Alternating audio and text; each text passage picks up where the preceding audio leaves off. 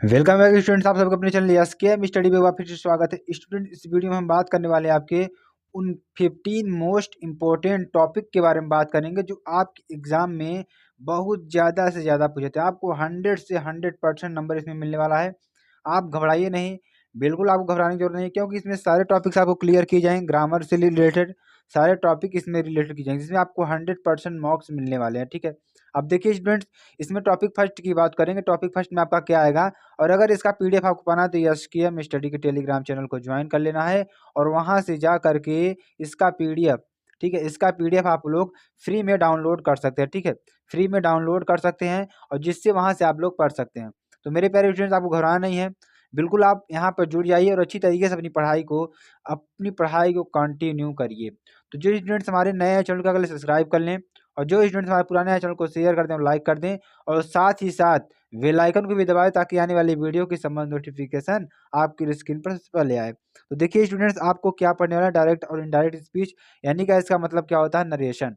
Narration आप लोग जानते होंगे, जिसमें आपको नरेशन करना बताया जाता है। देखिए इसमें क्या होता है कि कथन होता है, उस कथन को किसी दूसरे के द्वारा हमें चलवाना होता है। जैसे आप किसी बात को किसी दूसरे के द्वारा बताना चाहते हैं, तो उसे हम क्या कहते हैं, कथन कहते हैं। देखिए अब यहाँ पर इसमें आप बता दें, कथन इसमें दो प्रकार के होते हैं। आपको चलते चलते बता भी देते हैं। कथन दो प्रकार के होते हैं, एक डायरेक्ट होता है और एक इनडायरेक्ट होता है। ठीक है, एक इनडायरेक्ट होता है।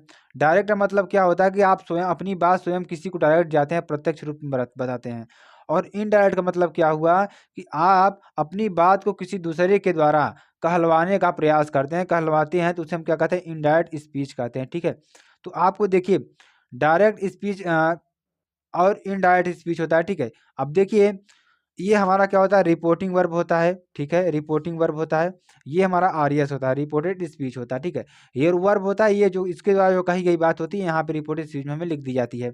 अब देखिए जो हमारा पहला सेंटेंस है, जो कि बहुत ही इंपॉर्टेंट सेंटेंस है आपके एग्जाम के दृष्टिकोण से, क्या कहा इसमें, ही सेड, उसने कहा, द मैन कम्स, यानी कि आदमी आया। अब देखिए यहाँ पे करेंगे क्या, बहुत ही इंपॉर्टेंट आपके लिए समझना। तो यहाँ पे करेंगे क्या, बहुत सिंपल तरीका है। यहाँ पे ही सेट को ऐसे ही रखेंगे। ठीक है, ही सेट को ऐसे ही रखेंगे, कामा और इन्वर्टेड कामा को हटा कर करेंगे दैट का प्रयोग करेंगे। किसका, दैट का प्रयोग करेंगे। और यहाँ पे देखिए द मैन कम्स, अब देखिए द मैन क्या हो जाएगा, यहाँ पे कम हो जाएगा। ठीक है, कम्स को एस को हटाकर क्या लिख देंगे, कम लगा देंगे। ठीक है, आगे चलिए, आगे देखते हैं अगला सेंटेंस हमारा क्या है। क्या आपको क्लियर हो गया होगा पहला सेंटेंस। अब दूसरे सेंटेंस को चलते हैं, जो कि आपके लिए बहुत ही इंपॉर्टेंट है। देखिए दूसरा क्या है, he said to us, he said to us, are you going away. ठीक है, ही, अब देखिए इसको कैसे बदलेगा, देखिए यहाँ पे कहा, पूछने वाली बात हो रही है। आप क्या वहां जा रहे हैं, तो यहाँ पूछने का कार्य हो रहा है, तो इसलिए देखिए यहाँ पे क्या आ जाएगा, इंट्रोगेटिव वाली बात होती तो वहां पे प्रश्न पूछने का कार्य होता है। यहाँ पे क्या हो जाएगा, ही आस्क्ड, उसने कहा। ठीक है, ही आस्क्ड, उसने पूछा हमसे, अस यानी कि हमसे, इफ, यदि, वी वर गोइंग अवे, यदि हम जा रहे हैं। ठीक है, उसने मैं पूछ लिया। ठीक है, अब दूसरी तरह हम कहलाने की वाली बात कर रहे हैं। आगे चलिए, आगे देखते हैं आगे क्या है हमारा, कि the teacher said to the students, teacher ने स्टूडेंट से कहा, why have you come so late today. ठीक है, अब देखिए इसको हम कैसे बनाएंगे, बहुत ही इंपॉर्टेंट सेंटेंस आपके लिए है। अब इसको बनाने का तरीका सिर्फ आपका ही है, समझने चलिए आप लोग। ठीक है, इसमें पूछ रहा है, क्वेश्चन पूछने का कार्य कर रहा है, इसमें इसलिए इसमें भी क्या लगेगा, आस्क लगे हमारा। तो देखिए क्या होगा, द टीचर आस्क, ठीक है, द स्टूडेंट्स, टीचर ने स्टूडेंट से कहा। ठीक है, क्या कहा यार, पूछा, why he had come so let that day. आप लोग टुडे का क्या हो जाएगा, दैट डे। अब देखिए कामा, इन्वर्ट कामा को हटाकर इसमें यही से इसी से जोड़ देते हैं। ठीक है, इसी से जोड़ देते हैं, नहीं जो क्वेश्चन वर्ड होता है हमारा, इसी से जोड़ दिया जाता है। अब देखिए अब यहाँ पे हैव है तो क्या हो जाएगा, हैड हो जाएगा। यू किसके अनुसार बदलेगा, स्टूडेंट्स के अनुसार बदलेगा, तो क्या हो जाएगा, he had come so late, today का क्या हो जाएगा, दैट डे। तो आप कुछ अच्छी तरीके से समझ में आ गया स्टूडेंट, लाइक कर दीजिए एक बार, चैनल को कमेंट कर दीजिए, शेयर कर दीजिए। चलिए अगले टॉपिक को चलते हैं। अगला टॉपिक क्या है, जो कि बहुत ही इंपॉर्टेंट है, आप साथ साथ चैनल को शेयर करते चलिए। ठीक है, लास्ट में आपको ट्रांसलेशन बताया जाएगा, जो कि बहुत ही इंपॉर्टेंट टॉपिक, आपको 5 नंबर मिलेगा उससे, वो बहुत ही इंपॉर्टेंट है। ठीक है, तो आपको लास्ट तक बने रहना है ट्रांसलेशन पढ़ने के लिए। चलिए अगले टॉपिक को चलते हैं। अगला टॉपिक देखिए हमारा क्या है, तो देखिए अगला टॉपिक हमारा क्या है, सिंथेसिस ऑफ सेंटेंसेस। ठीक है, सिंथेसिस ऑफ सेंटेंसेस, यानी सिंथेसिस ऑफ सेंटेंसेस, सिंथेसिस का यानी कि सेंटेंस का जोड़ना, ठीक है, किसी दो अलग अलग सेंटेंस को जोड़ने वाला काम इसमें होगा। देखिए, इट इज नॉट नो, वह नहीं जानता है, वेन ही विल अराइव, वह कब उसके चारों तरफ आया। देखिए, इसको सिंपल बनाना है, तो सिंपल क्या बनेगा इसका, हिज अराइवल, ठीक है, his arrival is not know, ठीक है, his arrival is not know. देखिए, इसका ये सेंटेंस ले लिया गया है, ठीक है, हिज अराइवल, इसका जो दूसरा सेंटेंस इसको सब्जेक्ट बना दिया गया है। अब देखिए, इज नॉट नो, यहाँ से यहाँ तक लिख दिया है, ठीक है, यहाँ तक आपको समझ में आ गया स्टूडेंट्स, यानी कि his arrival is not know, आपको ये सेंटेंस बन जाएगा अच्छी तरीके से। आपको समझ में आ गया कि नहीं समझ में, कमेंट करके जरूर बताइएगा।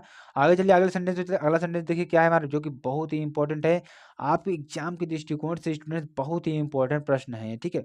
आप इन प्रश्नों को अच्छी तरीके से पढ़िएगा, अच्छे से समझिएगा, क्योंकि सारी चीजें आपको क्लियर होगी इस पर, ठीक है। अब देखिए अगला सेंटेंस क्या है कि ही वर्क हार्ड, उसने कठिन परिश्रम किया, ही वांटेड टू पास, पास होने के इच्छा से, ठीक है। अब देखिए, अब इसका क्या बनेगा आगे हम बताते हैं, कम्प्लेक्स सेंटेंस को बनाना है, ठीक है। आपको इसमें 3 सेंटेंस बनते हैं, सिंपल, कम्प्लेक्स और कंपाउंड, ठीक है, ट्रांसफॉर्मेशन में। अब देखिए सिंथेसिस में, ठीक है, सॉरी स्टूडेंट्स। अब देखिए इसको कैसे बनाएंगे, he worked hard, he worked hard because, क्योंकि वह कठिन परिश्रम किया, क्योंकि ही वांटेड टू पास, वह पास होना चाहता है, ठीक है, वह पास होना चाहता है, इसलिए उसने क्या किया, कठिन परिश्रम किया। तो आपको अच्छी तरीके से समझ में आ गया होगा स्टूडेंट्स। चलिए अगले सेंटेंस की ओर चलते हैं। अगला सेंटेंस क्या है, बहुत ही इंपॉर्टेंट सेंटेंस है आपके एग्जाम के दृष्टिकोण से, इसको आप वेरी वेरी इंपॉर्टेंट कैटेगरी में रखिएगा, ठीक है। अब चलिए अगला सेंटेंस क्या है, a woman was strolling on the road, she was old, she had a stick in her hand, ठीक है, यानी कि a woman was strolling on the road, एक जो औरत थी, strolling on the road, strolling on the road यानी कि रोड पर क्या कर रही थी, चल रही थी। सी वाज ओल्ड, वह क्या थी, बूढ़ी थी। She had a stick her hand, वह अपने अपने हाथ में क्या ली थी, एक छड़ी ली थी, ठीक है। अब इसका क्या बनाना है, सिंपल सेंटेंस बनाना है स्टूडेंट्स, क्या बनाना है, सिंपल सेंटेंस बनाना है। तो सिंपल कैसे बनेगा, अब देखिए, अब इसका जो ऑब्जेक्ट है उसको सब्जेक्ट लेते हैं, ठीक है। देखिए जो एन ओल्ड वुमन, ठीक है, यहाँ से ले लेंगे एन ओल्ड वुमन, यहाँ पे क्या हो जाएगा, एन ओल्ड वुमन। अब देखिए विद अ स्टिक, देखिए स्टिक के साथ थी, तो यहाँ पे बना देंगे विद अ स्टिक, ठीक है, इन हर हैंड, ठीक है, इन हर हैंड, यानी कि an old woman with a stick in her hand, ठीक है। यहाँ तक आपको समझ में आ गया, कोई दिक्कत वाली बात नहीं है। अब देखिए was strolling on the road, ठीक है, was strolling on the road, यहाँ तक आपको बन जाएगा, ठीक है। अच्छी तरीके से आपको समझ में आ गया। आप आगे चलते हैं अगले सेंटेंस की ओर। अगला सेंटेंस देखिए क्या है, जो कि बहुत ही इंपॉर्टेंट है आपके एग्जाम के दृष्टिकोण से, चलिए उसको भी देख लेते हैं। तो चलिए देखिए अगला सेंटेंस हमारा क्या, अगला टॉपिक क्या है, अगला टॉपिक देखिए जो आपके लिए बहुत ही इंपॉर्टेंट है, जो आपके एग्जाम में बार बार पूछा जाता है, हर एक एग्जाम में लगभग पूछा ही जाता है, ठीक है। आपका ट्रांसफॉर्मेशन जो है स्टूडेंट आपके हर एक टॉपिक में पूछा ही जाता है, क्योंकि बहुत ही इंपॉर्टेंट टॉपिक है, ठीक है। तो आपको बस हमारे साथ जुड़ना है, प्रैक्टिस करना है, अच्छे से अपने एग्जाम को देना है। तो स्टूडेंट्स आपको लास्ट तक बनाए, क्योंकि लास्ट में हम आपको ट्रांसलेशन बताएंगे, ठीक है। अब देखिए अगला सेंटेंस हमारा क्या है, सी इज मोर इंटेलिजेंट, ठीक है, she is more intelligent than any other girl in the class, यानी कि जितनी क्लास में गर्ल थी सबसे क्या है, इंटेलिजेंट है, तो इसको सुपरलेटिव बनाना है, ठीक है। सुपरलेटिव बनाने के लिए देखिए क्या करते हैं इसमें, देखिए सी इज, अब देखिए यहाँ पे मोर जो है, मोर को हटाएंगे, क्या लगाएंगे, most, he is most intelligent, he is most intelligent. अब इसका कोई मतलब ही नहीं रह जाता, इसलिए देन एनी अदर हटा देंगे, most intelligent girl in the class, जो क्लास में जो गर्ल्स हैं सबसे ज़्यादा, यानी सबसे ज़्यादा क्या है, वह मोस्ट इंटेलिजेंट है, यानी कि बहुत ज़्यादा इंटेलिजेंट है, ठीक है। अगला सेंटेंस देखिए जो कि आपके लिए बहुत ही इंपॉर्टेंट है, आप एग्जाम में बार बार पूछा गया है, भी सेंटेंस है, वेरी वेरी इंपॉर्टेंट है, ठीक है। अगले देखिए, it is time to look, ठीक है, it is time to look in other matter, ठीक है। इसका पैसिव वॉइस बनाना है, तो पैसिव वॉइस क्या करते हैं स्टूडेंट्स, पैसिव वॉइस क्या करते हैं, अब देखिए पैसिव वॉइस का कैसे बनाएंगे। अब देखिए क्या होगा, it is time for the matter, it is time for the matter to be looked into, ठीक है, टू बी लुक्ड इनटू, ठीक है, इसको इसकी तरीके से बना देंगे। आगे देखिए, आगे क्या है हमारा सेंटेंस जो कि बहुत ही इंपॉर्टेंट है आपके एग्जाम के दृष्टिकोण से, ठीक है। तो इसको भी आप लोग समझते चलिएगा। तो देखिए, no one can put up, ठीक है, no one can put up with such conduct. इसको इंट्रोगेटिव बनाना है, तो इंट्रोगेटिव बनाने के लिए क्या करते हैं, can anyone put up, ठीक है, can anyone put up with such conduct, ठीक है, विद सच कंडक्ट, ठीक है। यहाँ तक आपको इंट्रोगेटिव बन जाएगा। अच्छी तरीके से आपको समझ में आ गया स्टूडेंट्स। ये आपको प्रैक्टिस के लिए बताया जा रहा है कि इसका प्रैक्टिस आपको कैसे करना है, ठीक है। अब देखिए सेंटेक्स की बात करते हैं। सेंटेक्स में आपका क्या होगा जो आपके लिए बहुत ही इंपॉर्टेंट है। देखिए, I am ill for 2 days, मैं 2 दिनों से क्या हूँ, बीमार हूँ। अब इसका सेंटेक्स सुधारना है। सेंटेक्स सुधारने के लिए क्या करेंगे, देखिए, अब देखिए, I have been ill for 2 days, ठीक है, मैं 2 दिनों से क्या था, बीमार था, ठीक है। यहाँ इसको इसे बना देंगे, ठीक है। आगे चलिए, when Hari come then his brother was not there, ठीक है। अब इसको बनाने कैसे बनाएंगे, देखिए, अब यहाँ क्या हो जाएगा, वेन हरी कम, जब हरी आया, ही देन नहीं होगा, देन यहाँ पे किसका कोई मतलब ही नहीं है, इसलिए इसको रिमूव करेंगे, ठीक है, रिमूव करेंगे। और इसके हिसाब से क्या करेंगे, इसको रिमूव करके हिज के हिज से जोड़ देंगे, his brother was not there, ठीक है, वाज नॉट देयर, सेंटेंस को ऐसे ही लिख देंगे। आगे चलिए, आगे देखते हैं क्या सेंटेंस है जो कि बहुत ही इंपॉर्टेंट है, ठीक है। अब देखिए अगला सेंटेंस क्या है, neither of them tell a lie, ठीक है, none of them tells a lie, ठीक है। इसका क्या हो जाएगा, none of them tells a lie. यहाँ तक आपको बन जाएगा, ठीक है। चलिए आगे चलते हैं, आगे देखते हैं क्या हमारा टॉपिक है, उसको भी पढ़ने का प्रयास करते हैं स्टूडेंट। अगला सेंटेंस हमारा क्या है, अगला टॉपिक हमारा क्या है, इडियम्स एंड फ्रेजेस, क्या है, इडियम्स एंड फ्रेजेस, ठीक है, जो कि बहुत ही इंपॉर्टेंट है। हर एक एग्जाम में आपको पूछा जाता है, जो कि वेरी वेरी मोस्ट इंपॉर्टेंट है स्टूडेंट्स। आपको क्या करना है, इडियम्स एंड फ्रेजेस को पढ़ना है, जो आपके लिए बहुत ही इंपॉर्टेंट हो जाता है, ठीक है। अब देखिए यहाँ पे क्या होगा, टू ब्रेक द आइस, यानी बातचीत आरंभ करना, ठीक है। टू ब्रेक द आइस, इसका मतलब क्या होगा स्टूडेंट्स, इसका मतलब क्या होगा कि हमारा बातचीत आरंभ करना, ठीक है। अब इसको कैसे बनाएंगे कि the two friends broke the ice, broke the ice after a long time of the dispute, ठीक है, यानी कि बहुत समय बाद उन्होंने बातचीत क्या किया, आरंभ किया, ठीक है। आगे चलिए, अगला जो हमारा जो वर्ड है, देखिए वो क्या है कि सेफ एंड साउंड, इसका मतलब क्या है, सुरक्षित, सुरक्षित है, ठीक है। अब सुरक्षित का सेंटेंस में कैसे बनाएंगे, सेंटेंस को भी देख लेते हैं कि द बिल्डिंग्स इज सेफ, जो बिल्डिंग्स हैं ये सेफ हैं, and sound, safe and sound है यानी कि सुरक्षित हैं, even after the bomb blast, bomb blast के अ- अलावा, ठीक है, बम ब्लास्ट के अलावा भी ये जो बिल्डिंग्स हैं क्या हैं, हमारी सुरक्षित हैं, ठीक है। आगे चलिए, अगला जो सेंटेंस है बहुत ही इंपॉर्टेंट है, क्या है हमारा, रन ओवर, कुचल जाना, क्या है इसका, कुचल जाना। अब कुचल जाना, देखिए, अब कुचल जाना का सेंटेंस में कैसे बनाएंगे इसको भी आपको समझाने की जरूरत है। तो देखिए, the child was run over by a speedy car, ठीक है, यानी कि एक स्पीडी कार के द्वारा क्या हुआ कि चाइल्ड को ओवर, उसके ऊपर से चली गई, ठीक है, उसके ऊपर से चली गई, यहाँ तक हो गया। अब देखिए, अब आगे आगे आता है आपका एंटोनेम्स, एंटोनेम्स पढ़ाएंगे जो आपके लिए बहुत ही इंपॉर्टेंट है। चलिए एंटोनिम्स देखते हैं जो आपके लिए बहुत ही इंपॉर्टेंट सेंटेंस है, उसको भी पढ़ने का प्रयास करते हैं। देखिए, ग्रैंड, ग्रैंड मीन्स क्या होता है, महान, ठीक है, ग्रैंड मीन्स क्या होता है, महान होता है। अब उसके बाद देखिए एंटोनिम्स का मतलब क्या होता है कि विपरीत शब्द, क्या होता है, विपरीत शब्द, ठीक है, विपरीत शब्द।